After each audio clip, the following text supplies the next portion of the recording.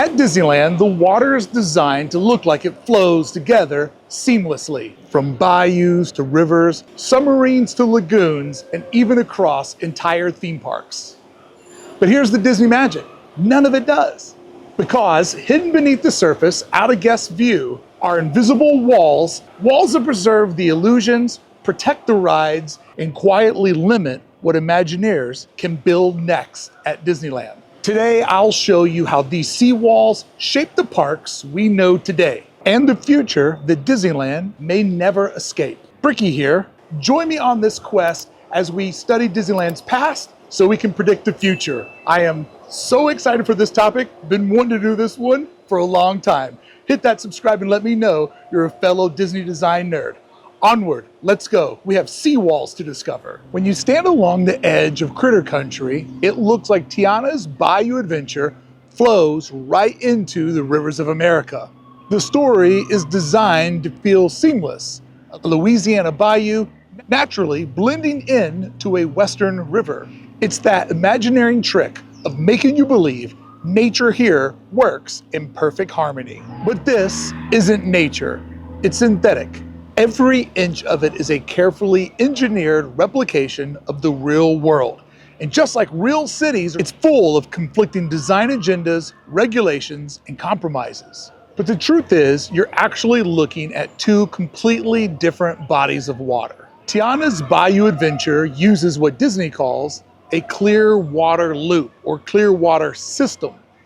That means the water is filtered and treated to almost be pool quality.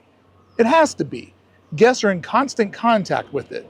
Boats splash down, water sprays across your lap. Sometimes kids even scoop it up with their hands. Gross. By law, this water has to be maintained at a level that couldn't immediately make you sick if you accidentally swallowed a mouthful. Since the ride doesn't have a visible track system, the water can be kept clear. You're just looking at a channel with small hidden rollers to keep the boats moving along.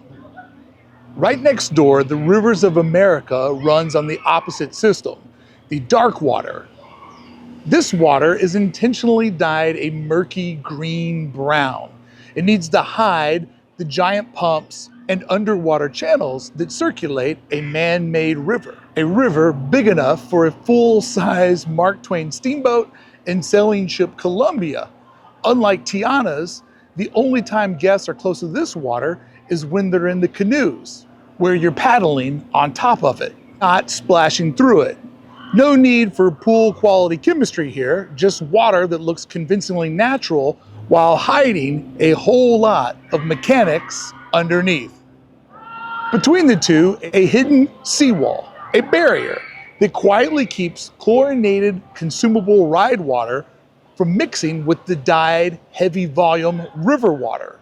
Without it, the illusion of one seamless waterway would fall apart fast. And because of this infrastructure, if Disney ever decides to build on the old Cascade Peak site, the empty patch of land between Rivers of America and Frontierland, they'll have to plan around this exact boundary.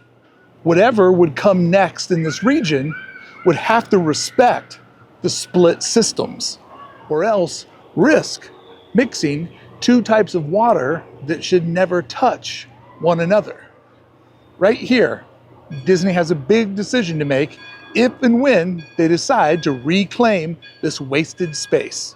And that separation brings us to Disneyland's next seawall, the very first time Disney had to build a hidden wall to keep two neighbors from mixing.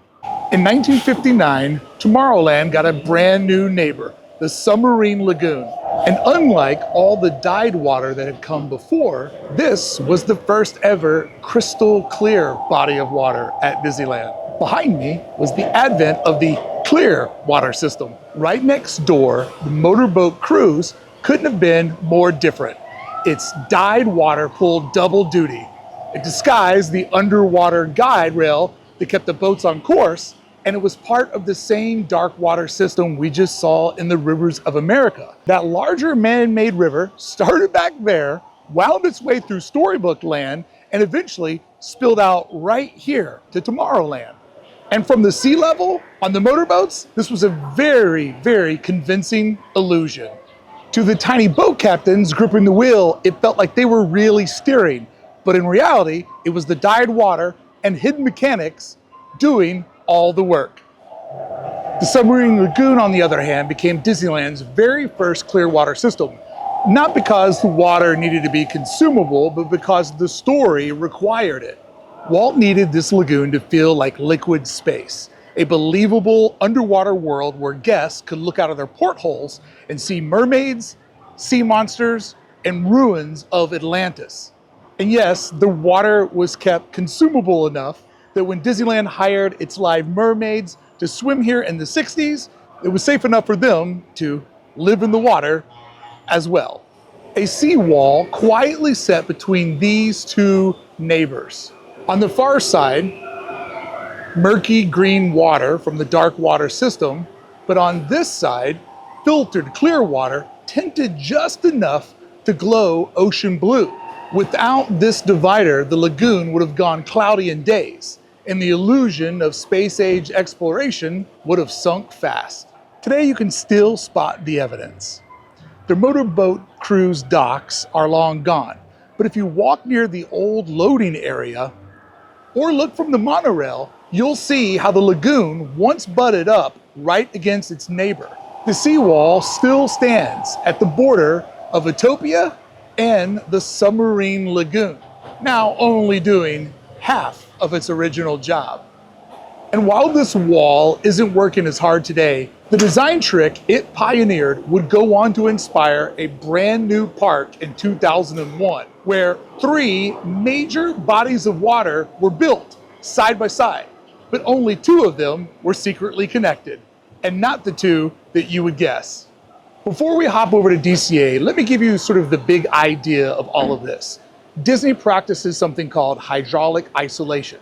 Each body of water is engineered to live on its own, with its own clarity, chemistry, and sometimes even temperature. That's why you'll find hidden seawalls, weirs, and culverts anywhere 2 water stories meet up. And together, the illusion works because the engineering makes sure the wrong water never enters the wrong story. Again, we find in Disney parks 2 bodies of water that look like neighbors, but each has a completely different job to do. The next time you walk over this bridge, look down at the water. On one side, carefully dyed lagoon that powers a nightly spectacular. On the other, a functional reservoir dressed up as a scenic bay. At first glance, looks like it pours right into Paradise Bay. They sit side by side, separated only by a bridge, and most guests assume the 2 bodies of water are connected. But look closer, tucked just below that bridge is a hidden seawall that keeps them apart. Which raises a great question: why not just connect the 2? Why build 2 separate bodies of water that literally touch one another? The answer goes back to the opening day in 2001. When California Adventure first opened, Paradise Bay wasn't designed as the calm, controlled lagoon we know today. Instead, Imagineers installed a wave machine that rolled artificial breakers across the water, a deliberate throwback to California's seaside amusement parks from the 20s and the 30s. The whole idea was to make the pier feel like it's set on the actual Pacific Ocean, even though it was landlocked in the middle of Anaheim. The wave machine was a clever concept, but in practice, it didn't last. It was expensive to operate, tricky to maintain, and the constant pounding of water in a man-made lagoon, shocker, started to cause some serious destruction.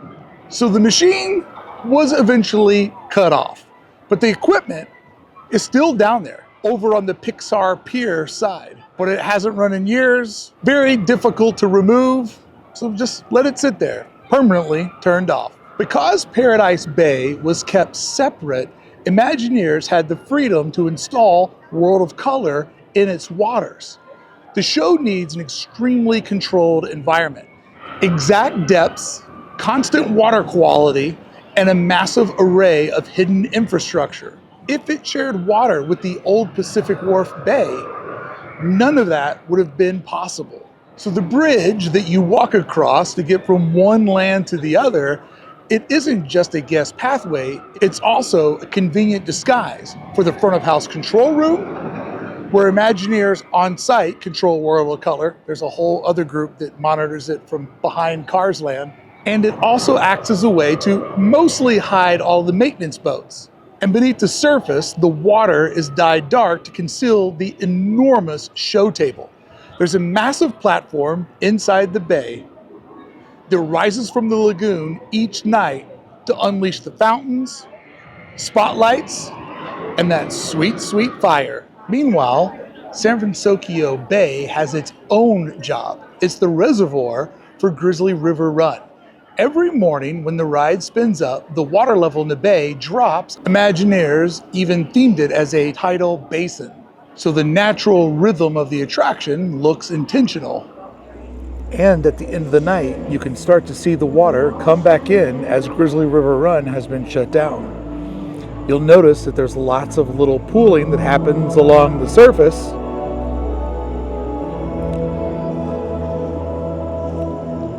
And the rocks that were totally visible during the day are slowly getting covered in the water as the water level begins to reset itself.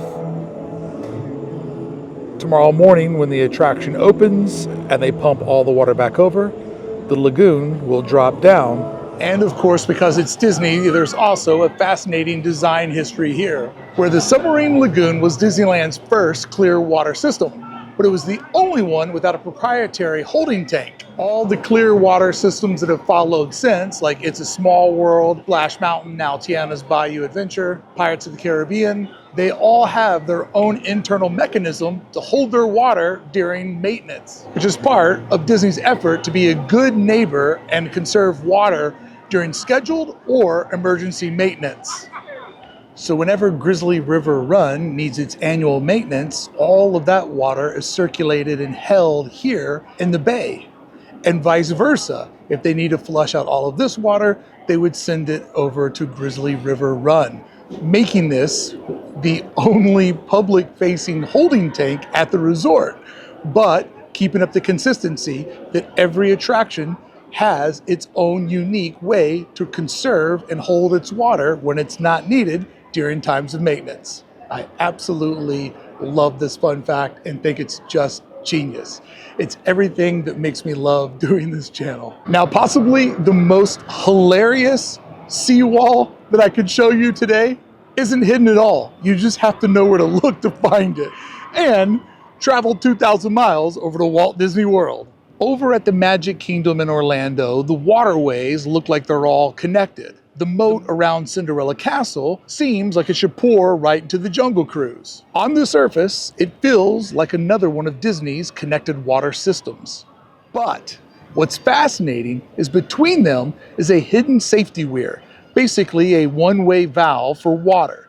If the moat ever rises too high, the overflow can just spill into Adventureland. If you walk back into this far corner, and you can see that I have, there is a simple little lever that you and I could just turn. Wall goes up, water separated. Wall goes down, they can adjust their levels. Just that easy and convenient, and at Magic Kingdom, not even trying to hide it.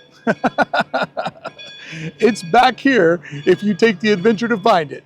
And when I learned it was there, oh, did I have to take the adventure to find it. The lock is still visible today, tucked in the corner where Swiss Family Treehouse meets the Jungle Cruise. It's a functional barrier designed to control water flow from Adventureland all the way over to Cinderella Castle. Disney cleverly built this system at the very start of the theme park's history, anticipating that someday boats would circle around the castle moat. And when the Swan boats debuted in 1973, that bit of early preparation finally paid off. In fact, Disney even built a larger navigation lock just outside the park. Rivers of America connect to the Service Canal.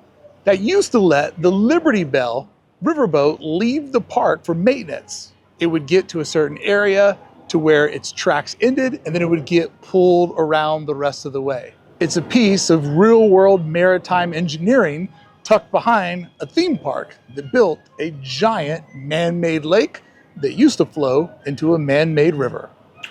RIP. So while sometimes it may appear that two waterways flow together, they may or they may not. It all depends. Are they on a closed clear water system, or are they part of Disneyland's genius dark water system? To understand more about how the dark water system works, check out this video right here. Thank you so much for showing up. I appreciate you going on this journey with me.